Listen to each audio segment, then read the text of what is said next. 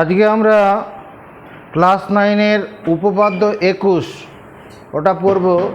উপপাদ্য 20 পড়েছিলাম আগের দিন। ত্রিভুজের দুই বাহুর মধ্যবিন্দুর সংযোজক সরল রেখাংশ, তৃতীয় বাহুর সমান্তরাল এবং অর্ধেক। আজকে আমরা উপপাদ্য 21 পড়ছি, তার উল্টো। উপপাদ্য 21 উপপাদ্য 21 মানে আমরা 20 যেটা পড়েছিলাম তার উল্টো। কীরকম? এরকম ব্যাপারটা, প্রমাণ করো, প্রমাণ পরফলাকার মূর্ধন্য, প্রমাণ করো ত্রিভুজ বানান হস্যকার, ত্রিভুজের কোনো এক বাহুর মধ্যবিন্দু দিয়ে, কোনো এক বাহুর মধ্যবিন্দু দিয়ে, এক বাহুর মধ্যবিন্দু দিয়ে অঙ্কিত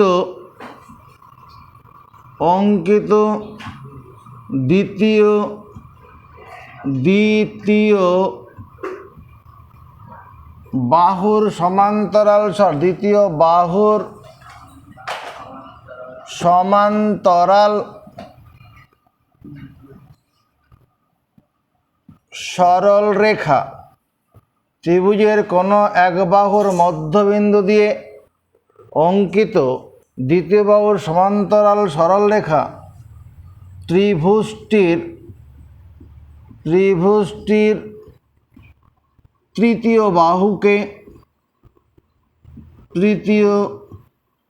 বাহুকে সমদ্বিখণ্ডিত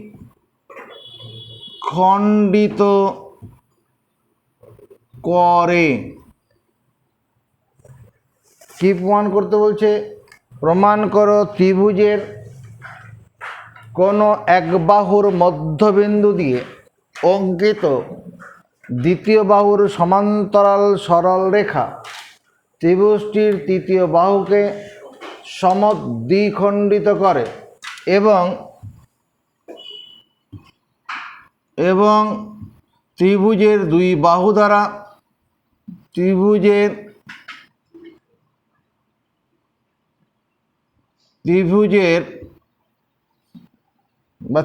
ত্রিভুজটির করে দেই, ত্রিভুজটির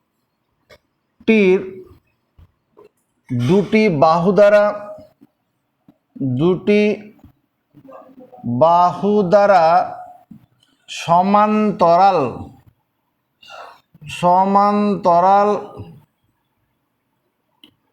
সরল রেখার খণ্ডিতাংশের দৈর্ঘ্য দ্বিতীয় বাহুর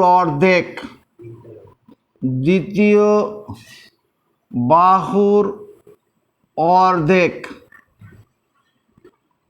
এটা পড়ার জন্য কি করব? প্রথমে একটা ত্রিভুজ আঁকবো। আগের দিনের মধ্যে ত্রিভুজ বানাও, এটা বিষমবাহু ত্রিভুজ বানাবে, সমবাহু নয়, সমকোণী নয়। এটা তিনটি সরল রেখাংশ দ্বারা বদ্ধ চিত্র, নাম দাও ABC। এই ABC ত্রিভুজটার এই AB বাহুটাকে আমরা প্রথম বাহু হিসাবে সম্মানিত করছি। এটা প্রথম বাহু, AB বাহুটা প্রথম বাহু। তার মধ্যবিন্দু এইরকম জায়গাটা ভাবা যাবে না। প্রথম বাহুর মধ্যবিন্দু চোখের আন্দাজে, চোখ যেন কথা বলে। আর BC বাহুটাকে দ্বিতীয় বাহু, আজকে BC বাহুটাকে দ্বিতীয় বাহু হিসেবে ভাবো। দ্বিতীয় বাহু ত্রিভুজের কোনো এক বাহুর মধ্যবিন্দু দিয়ে, ধরো প্রথম বাহুর মধ্যবিন্দু দিয়ে দ্বিতীয় বাহুর সমান্তরাল সরল রেখা। তাহলে এই যে কোনটা লাইন টানছি, তাকাও, এই লাইনটা কি? এই যে লাইনটা আঁকলাম, এই লাইনটা যে মনে করো PQ বললাম, এই লাইনটা কার সমান্তরাল হলো? কোনো আপত্তি নেই। প্রথম বাহুর মধ্যবিন্দু দিয়ে দ্বিতীয় বাহুর সমান্তরাল একটা সরল রেখা হলো। কি প্রমাণ করতে হবে? প্রমাণ করো লেখা ছিল, ত্রিভুজের কোনো এক বাহুর মধ্যবিন্দু দিয়ে দ্বিতীয় বাহুর সমান্তরাল সরল রেখা ত্রিভুজটির তৃতীয় বাহুকে সমদ্বিখণ্ডিত করে। তৃতীয় বাহু এখানে কোন বাহুটাকে বলবো? AC বাহুটা। এই বাহুটাকে আমরা তৃতীয় বাহু হিসেবে সম্মানিত করেছি, তৃতীয় বাহু। তৃতীয় বাহু, ধরো তৃতীয় বাহুটাকে এখানে এই সমান্তরাল সরলরেখা ছেদ করলো ই বিন্দুতে, তার মানে এই সমান, যদি আমি প্রমাণ করতে পারি এই সমান ইসি, তার মানে কী হবে, এই সমান্তরাল সরলরেখাটা তৃতীয় বাহুকে সমদ্বিখণ্ডিত প্রমাণ করা হয়ে যাবে। যদি আমি তোমাকে প্রমাণ করে দেখাতে পারি এই সমান ইসি, তুমি কি বলবে, সমান্তরাল সরলরেখাটা তৃতীয় বাহুকে সমদ্বিখণ্ডিত করেছে এবং ত্রিভুজের দুই বাহু দ্বারা সমান্তরাল সরলরেখার খণ্ডিতাংশ, দেখো তো ত্রিভুজের দুই বাহু দ্বারা সমান্তরাল সরলরেখার খণ্ডিতাংশ বলতে কোন অংশটা বোঝাচ্ছে, ত্রিভুজের দুই বাহু দ্বারা, তুই কিছু বলবি না, ত্রিভুজের দুই বাহু দ্বারা সমান্তরাল সরলরেখার খণ্ডিতাংশের দৈর্ঘ্য, গৌরব, ত্রিভুজের দুই বাহু দ্বারা সমান্তরাল সরলরেখা পি কিউ, তার খণ্ডিতাংশের দৈর্ঘ্য তোর থেকে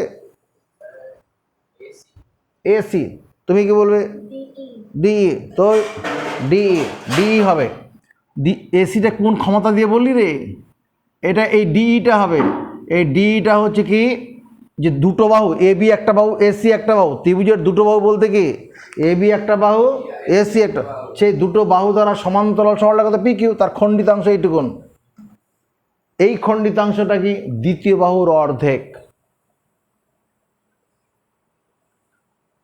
ঠিক আছে, এবার কল্পনা লিখি, তোমার আর কিছু লিখতে হবে না, এবার তুমি বুঝবে আর মুখস্থ করবে শুধু।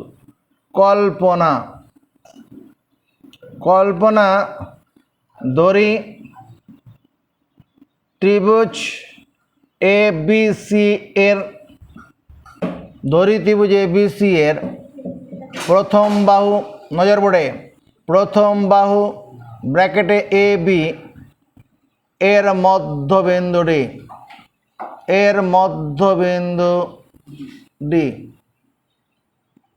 মধ্যবিন্দু ডি দিয়ে দ্বিতীয়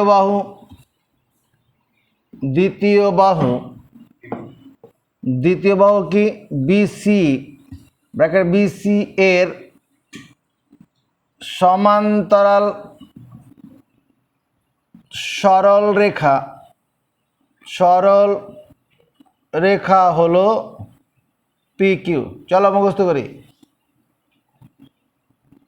ধরি ত্রিভুজ এ বি সি এর প্রথম বাহু এ বি এর মধ্যবিন্দু ডি দিয়ে দ্বিতীয় বাহু বিসি এর সমান্তরাল সরল রেখা হলো পি কিউ।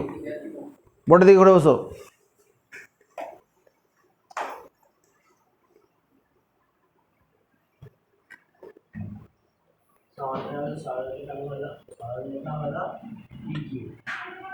পি কিউ সরল রেখাটি, পি কিউ বা সমান্তরাল পি কিউ সরল রেখাটি কি করেছে, ত্রিভুজটির তৃতীয় বাহু, কি নাম বলবো, ব্র্যাকেটে এসি কে ই বিন্দুতে ছেদ করেছে, দাঁড়ি ঘটনাটা তাই ঘটেছে। চলো আবার মুখস্থ করা শুরু করি, আবার 2 মিনিট পর কথা হবে। সরল রেখাংশ বলতে হবে না, ছেড়ে দে। এবার প্রামাণ্য বিষয়, কল্পনার পরে আমাদের কি প্রামাণ্য বিষয়, পয়ফলা আকার ময়াকার মধ্যন্য জফলা। প্রামাণ্য বিষয় কি হবে, আমাকে প্রমাণ করতে হবে যে, কি প্রমাণ করতে হবে, 1 নম্বর কি লেখা আছে দেখো, প্রমাণ করো ত্রিভুজের কোনো এক বাহুর মধ্যবিন্দু দিয়ে দ্বিতীয় বাহুর সমান্তরাল সরলরেখা তৃতীয় বাহুকে সমদ্বিখণ্ডিত করে। এই তৃতীয় বাহুকে সমদ্বিখণ্ডিত করে এটা প্রমাণ করতে হবে। তাহলে প্রমাণ করতে হবে 1 নম্বর এ ই সমান ইসি। এ ই সমান ইসি প্রমাণ করা মানে কি, সমান্তরাল সরলরেখাটা তৃতীয় বাহুকে সমদ্বিখণ্ডিত করেছে, সমান 2টি খণ্ডে ভাগ করেছে। আর কি বলেছে, এবং ত্রিভুজটির 2 বাহু দ্বারা সমান্তরাল সরলরেখার খণ্ডিতাংশের দৈর্ঘ্য। 2 বাহু দ্বারা বলতে কোন, এ বি আর এসি বাহু দ্বারা সমান্তরাল সরলরেখার খণ্ডিতাংশ বলতে কোনটা, খণ্ড অংশ কোনটা, হ্যাঁ ডিই। এটা কি কোন বাহুর অর্ধেক, দ্বিতীয় বাহুর অর্ধেক, তাহলে হাফ বিসি। Half BC. এটাই বলেছে না কোশ্চেনের ভাষাতে? হ্যাঁ, চলো মুখস্থ করি, আবার 5 মিনিট পরে দেখা হবে।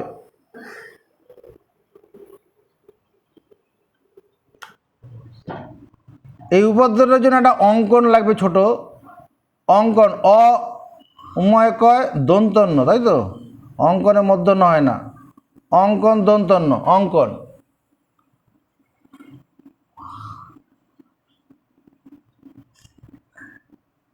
অঙ্কন হচ্ছে ডিই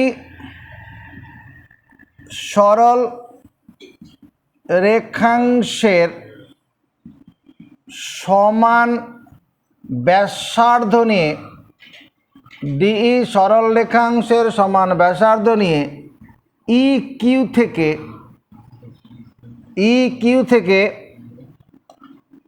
ই এফ অংশ কেটে লই,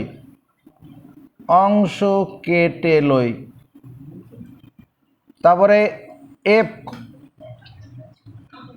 এফ কমা সি যুক্ত করি। দেখতে এটা সম্ভব কিনা। ডিই রেখাংশর মাপ যতটুকুন আছে সেই মাপ নিয়ে ই কিউ থেকে ই এফ কাটবো। কম্পাস দিয়ে কাটতে হবে না, এমনি কাটলেই হবে, চোখের আন্দাজে এইটুকুন সমান এইটুকুন কাটবো, তারপরে এফ কমা সি যোগ করে দেবো। ডিই সরল রেখাংশের সমান ব্যাসার্ধ নিয়ে ই কিউ থেকে ই এফ অংশ কেটে লই, তারপরে এফ কমা সি যুক্ত করি।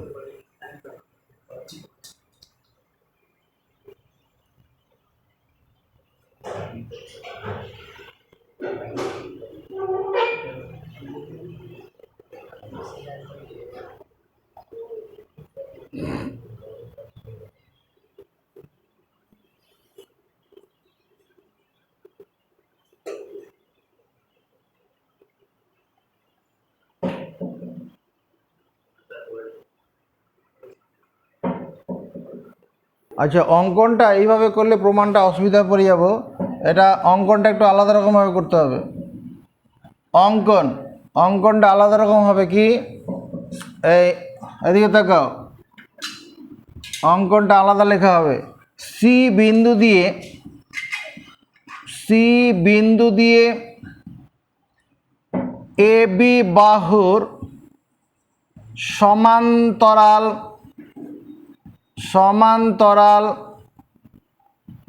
সরল রেখা, সি বিন্দু দিয়ে এ বি বাহুর সমান্তরাল সরল রেখা সি এফ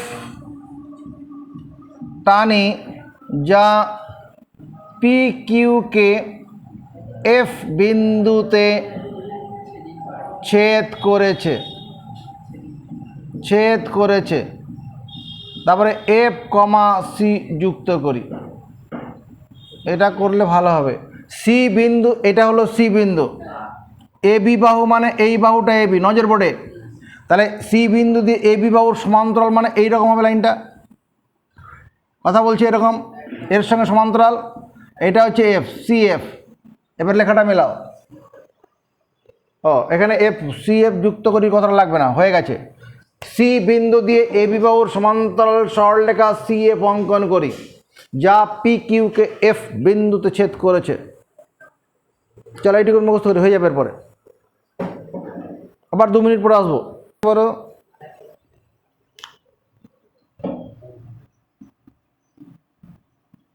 প্রমাণ পরফলাকার মূর্ধন্য। এই যে প্রমাণ যেটা পড়ছি আমরা, দেখো আমরা যখন 20 নম্বর উপপাদ্য করেছিলাম, এই দুটো ত্রিভুজকে প্রথমে সর্বসম করেছিলাম, তারপরে এই চতুর্ভুজটাকে সামান্তরিক করেছিলাম। আজকে ব্যাক গিয়ার দেবো, ব্যাকে যাব। ব্যাকে মানে কি, প্রথমে এই চতুর্ভুজটাকে মানে বি সি এফ ডি এটাকে সামান্তরিক প্রমাণ করব, তারপরে এই দুটো ত্রিভুজকে সর্বসম করব, উপপাদ্য হয়ে যাবে। উল্টো পথে হাঁটতে হবে। তাহলে কি করছি দেখো, লক্ষ্য রাখো, বি সি এফ ডি চতুর্ভুজ, এখানে চতুর্ভুজ সিম্বল দিলাম, এখানে সামান্তরিক সিম্বল দেবো না, 4টি রেখাংশ দ্বারা বদ্ধ চিত্র চতুর্ভুজ বি সি এফ ডি এর এখানে বিডি বাহু সমান্তরাল সি এফ বাহু। কেন মানব, এই বিডির সঙ্গে সিএফ সমান্তরাল, কে মানবে? কেন মানবো? বিডি বাহু সমান্তরাল সিএফ কেন মানবো বলো? অঙ্কনানুসারে, অঙ্কনটা সেভাবে করেছি, অঙ্কনানুসারে হয়েছে। এবং ডিএফ বাহু সমান্তরাল বিসি বাহু, এটা কেন মানব? কল্পনা অনুসারে, কল্পনা অনুসারে লিখলে হবে, কল্পনানুসারে এটা লিখলে হবে, অথবা লিখবে যেহেতু কি পি কিউ সমান্তরাল বিসি, পি কিউ সমান্তরাল বিসি কোশ্চেনে আছে, কল্পনায় আছে পি কিউ সমান্তরাল বিসি, দ্যাট ইজ অর্থাৎ অর্থাৎ পি কিউ সমান্তরাল বিসি অর্থাৎ ডিএফ সমান্তরাল বিসি।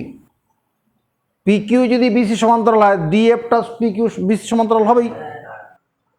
তাহলে যে চতুর্ভুজের বিপরীত বাহুগুলি সমান্তরাল, যে চতুর্ভুজের বিপরীত বাহুগুলি সমান্তরাল, তাই কি বলে? সামান্তরিক। অতএব আমরা কি বলবো?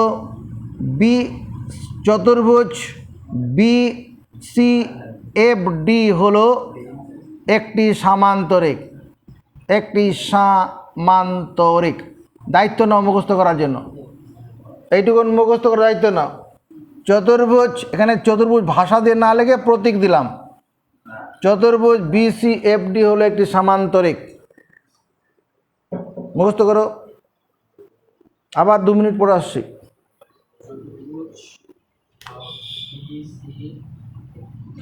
যেহেতু বিসিএফডি সামান্তরিক, বিসিএফডি সামান্তরিক হলে পরে কি হবে? তার বিপরীত বাহু সমান সমান হবে।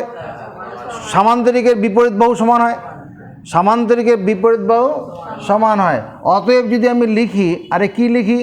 বিডি সমান সিএফ, বাহু কথাটা লিখলাম না এখানে, বিডি মানে বিডি বাহু, বিডি সমান সিএফ, ভুল হবে? এটাকে 1 নম্বর দিলাম। এবং আর যদি লিখি, এবং আর যদি লিখি ডিএফ সমান বিসি, ভুল করলাম, দিয়ে 2 নম্বর। ডিএফ সমান বিসি, এটা বিডি সমান সিএফ, ওর এই সামান্তরিকের বিপরীত বাহুর দৈর্ঘ্য সমান, সামান্তরিকের বিপরীত বাহুর দৈর্ঘ্য, এটা তো লিখতেই পারি। চলো এবার মুখস্থ করি।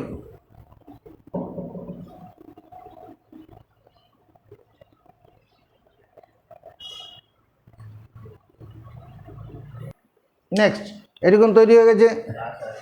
এবার দেখো, এখানে একটা বাউন্ডারি ওয়াল টানলাম, এটা কাকার বাড়ি হবে, এটা জ্যাঠামশার বাড়ি হবে, দুটো বাড়ির মধ্যে একটা বাউন্ডারি ওয়াল টানা থাকলো। বিডি সমান সিএফ আছে। আচ্ছা, কল্পনানুসারে, কল্পনানুসারে এডি বাহু সমান বিডি বাহু লেখা যাবে না? কল্পনায় আছে না? ধরি ত্রিভুজ এবিসি এর প্রথম বাহু এবি এর মধ্যবিন্দুটি, এবি এর মধ্যবিন্দুটি হলে এডি সমান বিডি লিখতে পারি কিনা? বুঝে বলছিস? বুঝতে পারলি না? দেখ লেখা আছে প্রথম বাহু এবি এর মধ্যবিন্দুটি, এবি এর মধ্যবিন্দু ডি মানে কি? নাভিটা আমাদের দেহের মধ্যবিন্দু, মানে কি নাভি থেকে মাথার তালুর দূরত্ব আর নাভি থেকে পায়ের পাতার দূরত্ব, তাই ওই ঘটনা আছে এখানে। কল্পনায় আছে প্রথম বাহু এবি এর মধ্যবিন্দু ডি, তাহলে এডি সমান বিডি। 2 এবং 1 তুলনা করে পাই, তুলনা করে পাই। গৌরব সিং, 2 আর 1 তুলনা করে কি পাবো? 2 নম্বরের সঙ্গে 1 নম্বর তুলনা করে কি পাবো? কাকে কমন পাচ্ছি? হ্যাঁ বলো, বিডিকে কমন পাচ্ছি। যাকে কমন নেবো তাকে বাদ দিয়ে দেবো। এডি সমান সিএফ লেখা যাবে কি না? এটাকে দাও 4 নম্বর, না এটা তো 3 হবে, ওখানে 2 দেওয়া আছে, এটা 3, এখানে 4।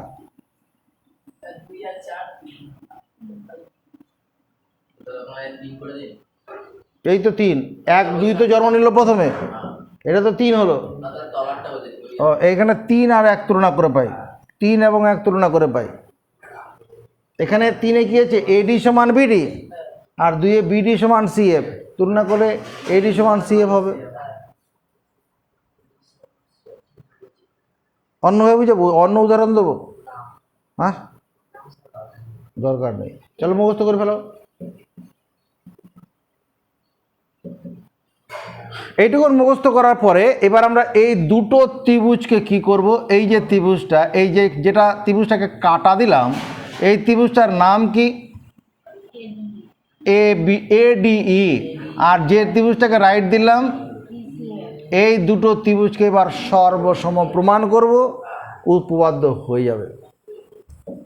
ত্রিভুজ ADE এবং ত্রিভুজ ECF এর, ত্রিভুজ ADE এবং ত্রিভুজ ECF এর এক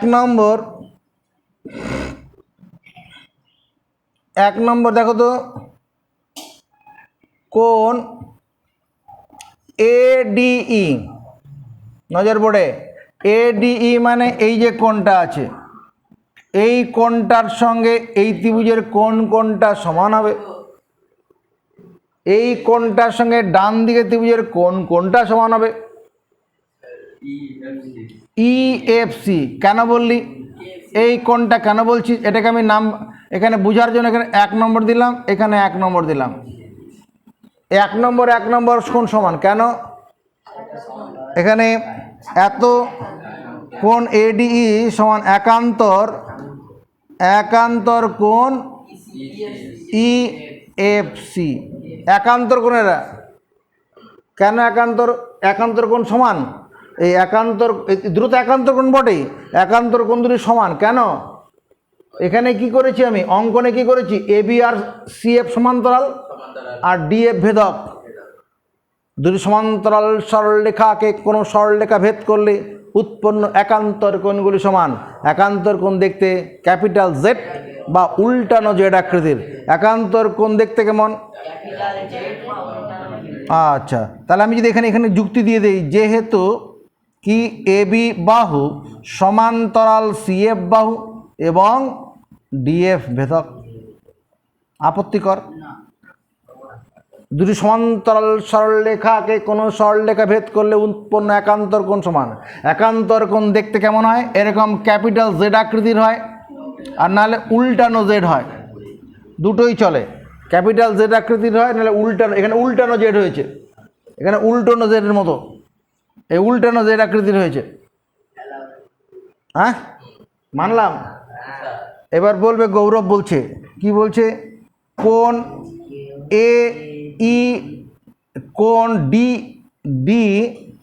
DEA সমান কোণ DEA সমান কোণ CEF। আরে কেন লিখব CEF? কোণ DEA, এই যে কোণটা আছে DEA, এটা লিখে অবশ্য লাভ হবে না, উপরেরটা লিখি। উপরেরটা কোনটা লিখছি? DAE। কোণ DAE সমান একান্তর কোণ ECF। এটা যুক্তি কি দেব? কোণ DAE মানে এই যে উপরের কোণটা, DAE মানে এই উপরে 2 নম্বর কোণটা সমান এই নিচের দিকের এই 2 নম্বর কোণের সঙ্গে সমান। 2 নম্বরের সঙ্গে 2 নম্বর সমান। এই নাম্বারিংগুলো দেবে তুমি পরীক্ষাতে। আমি যেটা ক্রস কাটা দিয়েছি এগুলো দরকার নেই, কিন্তু এরকম নাম্বারিংগুলো দিলে সুবিধা পাবে তুমি। কোণ DAE সমান একান্তর ECF। আরে কেন মানব? আঁকা দেখো, আঁকাতে কি আছে? AB বাহু সমান্তরাল CF এবং AC ভেদক। দেখ, জেড আকৃতির কোণ হয়ে যাবে, জেড আকৃতির কোণ এরকম হয়ে গেছে, জেড আকৃতির কোণ। জেড আকৃতি সমান্তরাল সরলরেখাকে, দুটি সমান্তরাল সরলরেখাকে কোনো সরলরেখা ভেদ করলে উৎপন্ন একান্তর কোণ সমান হয়। একান্তর কোণ দেখতে ক্যাপিটাল Z বা উল্টানো Z, এখানে ক্যাপিটাল Z এর মতো হয়েছে। আর এরপর আমি লিখছি 3 নম্বর দিয়ে AD বাহু সমান CF বাহু। এটা কোন ক্ষমতার বলে লিখছি? AD বাহু সমান CF বাহু কোন ক্ষমতার বলে? বোর্ডে রয়েছে উত্তর। এডি বাহু সমান সিএফ বাহু। 4 নং থেকে 4 নম্বরে দেখো বক্স করে রেখেছি, বিজ্ঞাপন দেওয়া আছে ওখানে, বিজ্ঞাপনের বক্সের গুরুত্ব বেশি, ওখানে নজরটা পড়বে। তাহলে কি দাঁড়ালো এবার দেখতো, এই দুটো ত্রিভুজ তুলনা করে কি কি পেলাম। প্রথম ত্রিভুজের দুটি বাহু, দুটি কোণ, প্রথম ত্রিভুজের দুটি কোণ এবং একটি বাহুর সঙ্গে দ্বিতীয় ত্রিভুজের দুটি কোণ অনুরূপ, একটি বাহু সমান, অনুরূপ বাহু সমান। প্রথম ত্রিভুজের দুটি কোণ একটি বাহুর সঙ্গে দ্বিতীয় ত্রিভুজের দুটি কোণ অনুরূপ, একটি বাহু সমান। তাহলে ত্রিভুজ দুটি সর্বসম হবে না? দুটি কোণ, এই কোণটা আর এই কোণটা, আর তার সঙ্গে এডি বাহুটা, এডি বাহুটা মানে কি এই দুটো কোণের কমন বাহু। এডি বাহুটা কীরকম বাহু? 1 নম্বর আর 2 নম্বর কোণের কমন বাহু। এদিকে কি এই 1 নম্বর 2 নম্বর কোণ আর তাদের কমন বাহু সি, কমন বাহুটা সিএফ। তো তাহলে ব্যাপারটা মিলছে না। সর্বসমতার সূত্র এ এ এস সূত্র, প্রথম ত্রিভুজের দুটি কোণ এবং একটি বাহুর সঙ্গে দ্বিতীয় ত্রিভুজের দুটি কোণ অনুরূপ, একটি বাহু সমান হলে ত্রিভুজ দুটি হয় সর্বসম। তাহলে আমি এরপরে কি লিখব? অতএব লিখব, হ্যাঁ, ত্রিভুজ এ ডি ই সর্বসম ত্রিভুজ এ সি এফ। এডিই সর্বসম ত্রিভুজ ইসিএফ। যখনই সর্বসম হয়ে গেল, দুটি ত্রিভুজ সর্বসম হলে কি হবে? ওরে সমান কোণের বিপরীত বাহু সমান হবে। দুটি ত্রিভুজ সর্বসম হলে কি হবে? সমান কোণে। দেখো তো এই ত্রিভুজটার 1 নম্বর কোণের বিপরীত বাহু কোনটা? এই যে এডিই, 1 নম্বর কোণের বিপরীত বাহু কোনটা? এই। আবার এইদিকে ত্রিভুজের 1 নম্বর কোণের বিপরীত বাহু কোনটা? ইসি। আমি বলতে পারি না? অতএব এডি সমান ইসি, মানে প্রথম অংশ প্রমাণিত, প্রথম অংশ প্রমাণিত। এই সমান ইসি, এই সমান ইসি, প্রথম অংশ প্রমাণিত। এইটা কোনটা? 1 নম্বর কোণের বিপরীত বাহু, জ্যামিতির ভাষায় বিপরীত মানে সামনে। এই 1 নম্বর কোণের বিপরীত বাহু এই 1 নম্বরের সঙ্গে এই 1 নম্বর কোণ সমান, তার বিপরীত বাহু ইসি। আর কি হবে? 2 নম্বর কোণের বিপরীত বাহু কোনটা উপরের ত্রিভুজটার? ডিই। ডিই সমান নিচের ত্রিভুজটা 2 নম্বর কোণের বিপরীত বাহু ডিই সমান ইএফ। এটাকে আবার গোল্লা পাকিয়ে রাখ, গোল্লা পাকা বক্স কর, বক্স করে এটাকে 5 নম্বর দিয়ে রাখ। হলো? এবার এদিকে তো বাউন্ডারি ওয়াল টানা ছিল, বাউন্ডারি ওয়ালে একটা জায়গা আছে এদিকে আমার, এদিকে বেশিরভাগ জায়গাটা বাদিকে লাগবে, ওদিকে সামান্য জায়গা থাকলেই হবে। এবার ওদিকে তাকাও, আমি যে ডিএফ যেটা আছে, ডিএফকে যদি লিখি ডিই প্লাস ইএফ, ভুল করব। ডিএফ এর বদলে যদি ডিই প্লাস ইএফ লিখি, ভুল করব। বুঝে কথা বলো? ডি থেকে ই সমান কি ডিই প্লাস ইএফ লেখা যাবে, স্পষ্ট পরিষ্কার দেখাচ্ছে। এরপরে যদি আমি লিখি ডিই প্লাস ডিই সমান বিসি, আপত্তি করব? ইএফ এর জায়গায় ডিই বসাবো, তুই কোনো আপত্তি করবি? কেন করলি না?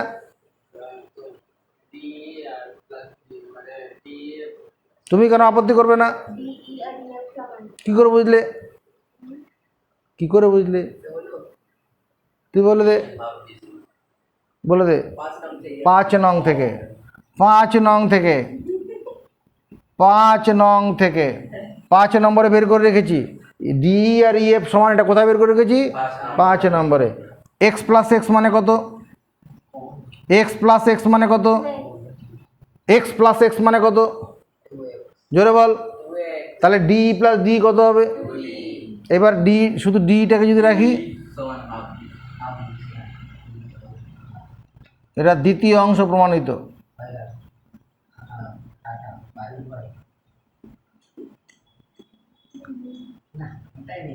দ্বিতীয় অংশ প্রমাণিত। তাহলে এটা মুখস্থ করার ধাপ কি? এই চতুর্ভুজ থেকে এইটুকুন প্রথমে মুখস্থ করে নেব, এইটুকুন প্রথমে মুখস্থ হয়ে যাবে, ওইদিকে আর দেখবো না, তাকাবো না। এটা পরে, এটা সবার শেষে, এটা সবার শেষে জন্ম নেবে। এইটুকুন মুখস্থ হয়ে পারে। তারপরে এখান থেকে আমরা এইটুকুন করে মুখস্থ করে নেবো, তুলনা ব্যাপারটা মুখস্থ করব। তারপরে দুটি দিকে সর্বসম মুখস্থ করব। সর্বসম হলে কী হবে তারপরে মুখস্থ করব।